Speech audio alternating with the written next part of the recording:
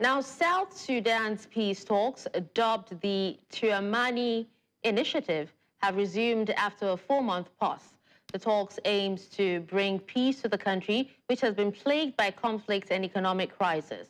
Now, the initiative brings together the government and opposition groups that didn't sign the 2018 peace agreement. And the talks began in May, but stalled after the government's delegation was sacked.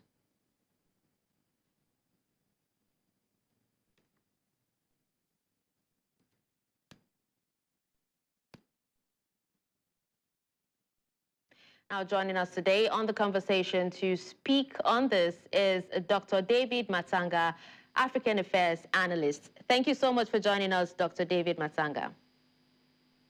Thank you very much for having me this evening, the year of our Lord, 18th December 2024. All right, it's a pleasure to have you, sir. All right, now let's begin with, President Salva Kiir has been central to South Sudan's political landscape, yet his actions, including the sacking of delegates, have actually raised concerns. How do you assess Kiir's leadership in the peace process? Does he have the political will to implement lasting peace? First of all, the peace process of South Sudan, I want to take this opportunity to thank the Kenyan government for having taken initiative and for having been persistent, consistent, coherent in finding a solution for the chaos that we have in South Sudan. Tumaini peace talks are a product of Kenya government and product of His Excellency President William Samoei Ruto of Kenya, who has taken it personally to make sure that this peace process succeeds. That is a very good sign for Africa, and that is a very good sign for IGAD. But whether this peace process will succeed depends on the Sudanese themselves. The people of Sudan must begin themselves. They must begin thinking of their own country. There must be real commitment. They must have the will to change their own nation. We have helped them enough. We have been there, all of us. I was in there in 2005, and I hammered an agreement that has brought peace in my country. It's very peaceful. The northern part of Uganda is vibrant with streets. Cities have come back, rebuilt themselves. Why are they not able to come down? It's because, one, the leadership itself in Juba is not serious on how to get this thing done and finished. Two, the question of accountability, the agenda set. The organizations that are working on it must set an agenda. Accountability is the main key agenda, agenda number 5.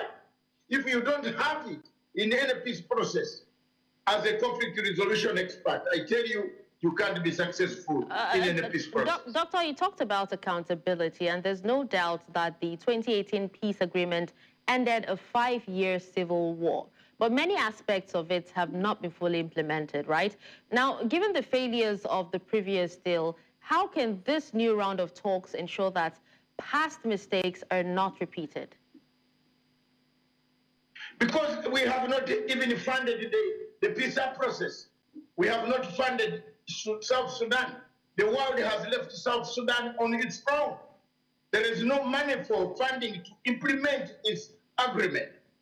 The containment areas where the soldiers went back, the assembling points. Soldiers left the assembling points long time ago. Some of them have even taken back their guns and they have gone in the rural areas because people have not actually, funded this peace process. We need the United Nations. We need the European Union. We need the African Union. Because for those people, it is not, they are more concerned about Ukraine and Israel and the Middle East. They are not concerned about us. It is time for us Africans ourselves. And that's why I commend and I thank the government of the Republic of Kenya, the Minister of Foreign Affairs of Kenya, for having been constant and having been coherent in making sure that we sit down. Otherwise, you can't have a peace process, hammer the agreement, have a peace agreement, then there is no money to reinforce the ceasefire. Then there is no money to make sure that you pay for all these services so that the soldiers who are doing disarmament, if you are doing disarmament, you need experts to take in the guns. Where do you keep these guns? Where do you take these people? How do you resettle them? This, we need money. This goes all in what we call agenda number 5, first agenda, second agenda, third agenda, and number 5 is very crucial. That is accountability. All right, now, Dr. Matsanga, these peace talks, involve opposition groups that were not part of the 2018 agreement, right? How important is their participation in the current round of peace talks? I think I know all of them name, by face, and by deeds. They are good friends of mine because I also hammered the peace agreement in their own city when they had just begun and they had not got their independence. Part of the problem was Uganda's road resistance army being in South Sudan, that they were not able to have that independence. So, but when we removed them from Southern Sudan, under my negotiations, under my pen, under my auspices, when I sat down on table and forgot all the differences between me and the President Museveni, we sat down, we agreed as Ugandans, we must have peace. These people must have genuine people to stock peace, not people who want power. If you are looking for power in a peace agreement, you might not have it. You might not have the peace agreement. First, negotiate and have your demands. If they are not done, it's a give and take away situation. It is not all the time that you will get what you want.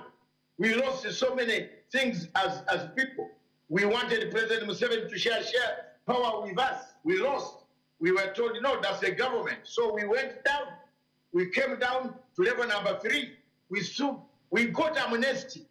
The whole thing, Uganda constitution changed the entire amnesty system. So these guys who are negotiating in Nairobi must be prepared to lose some things and to gain a few things, and again and move forward. It must be a win-win situation. But if you are going in with hard demands that the government must be dismantled, you can't dismantle the government in Juba. There's a government recognized by AU, a government recognized by UN, so you must now admit that that is the government to negotiate with. So that is the spirit of negotiation. But then if they don't do that, they might not be able to. But then South Sudan's economy is in dire straits, civil servants going without pay for over a year and oil exports being disrupted. So are there specific economic reforms that are needed to stabilize the country, and ensure that the peace process is sustainable? Corruption. Like the other friend of mine has just been there on the studio in the conversation. What kills Africa is not that we don't have the resources. We have resources. But there's plenty of corruption in South Sudan, in the oil sector. They have sold almost everything, plus what is in the ground, which we don't know. It has been sold. And how a country with huge reserves of oil, the money that comes from oil, where does it go? Who is taking this money? The accountability must come. I have told you the whole line, what passes through all this in South Sudan is accountability. If you don't account for the people who die, if you don't account for the money that you are getting from the oil, if you don't stamp out corruption in your systems in South Sudan, however much money you collect, it will go to the West. So much of the money has been eaten by corruption in South Sudan. And then we have the international community has not come in to help them. The little money that they get out of the oil, which has been disrupted by the war in Sudan, because they export their oil through Port Sudan. So now that is where the country gets into a real quagmire state that they are stuck in a dilemma. What do they do? So we must come in. The UN must come in and have a donor conference for South Sudan. That we must collect some money to keep the peace process going, and we are not doing so. The AU itself is more lost, confused. IGAD is divided. Some factions, some countries in IGAD support some side. Therefore, the peace agreement, even if you have a good one, it will always collapse. Oh, okay. Now, just before we wrap up, South Sudan's elections, originally scheduled for December 2024, have been postponed, right?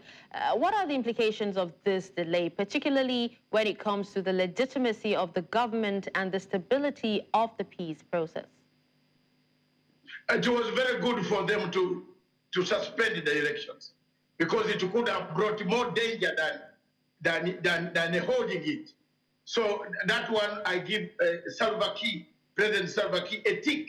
He did very well to hear my voice, because I was one of the few people, not one time, not two times, 6 times on this television, several televisions in Africa, South African television, radio stations. I said, you can't hold an election when there is this confusion. You have not even registered the voters. How many people want to vote in South Sudan? Some parts of South Sudan are still under war, and there is a war in the north with the main neighbor, that is Khartoum. There is a war. We don't know. In uncertainty, there is no money even to hold these elections. So I give President Salva Kiir a credit for having seen this as an leader of this country, of this continent, for having seen and suspended the question of elections. I also want to thank Dr. Riek Machar, because he has been very instrumental for peace in the region. He did our peace process and he accepted. He went back home. They were working together. They should continue to work together, because the younger generation are looking up to them as for the future of Sudan. Let them not work into fighting. People want development. South Sudan is endowed with minerals. South Sudan is endowed with oil. Please work for your people. Make your people have a feel of why you broke away from the main Sudan of Khartoum. Let them have that feel. They have not seen it. My brother, the late, my great friend, the late Garang is out, down, is gone to the Maker. But if he hears that his country is still in turmoil, it is not very good. I appeal to you people at this end of this year, by the next year, speed up things, speed up this peace process in Kenya. Where you need help, ask some of us. We shall write you papers. We shall give you position judgments of how you can navigate through this process. I thank Kenya and IGAD and AU. Continue to do with the same work, like some of us are doing silent, serious work on peace process in DRC Congo, in advising so many people on how to tackle the question of all these problems in Africa. I stand and I beg, please have one heart and bring back South Sudan. Let the younger people feel that they have been independent. All right, well, thank you so much for such a passionate discussion, Dr. David Matanga. We appreciate you for your time. Thank you very much. And this being the last, maybe, of this year before Christmas, thank you very much. I wish all the Christmas, all Christians and everybody, including Muslims, are also available, because we celebrate as Africans. There's no religion yet. Found us all looking up for God. Celebrate with joy. Don't drink and drive. Drink, be hot, no violence against women. Thank you very much, please, Dr. Matanga. Compliments of the season to you as well. Thank you. Thank you. And with that, we've come to the end of the conversation. Thank you so much for staying tuned. I'm Darshan Usman. Have a fantastic evening.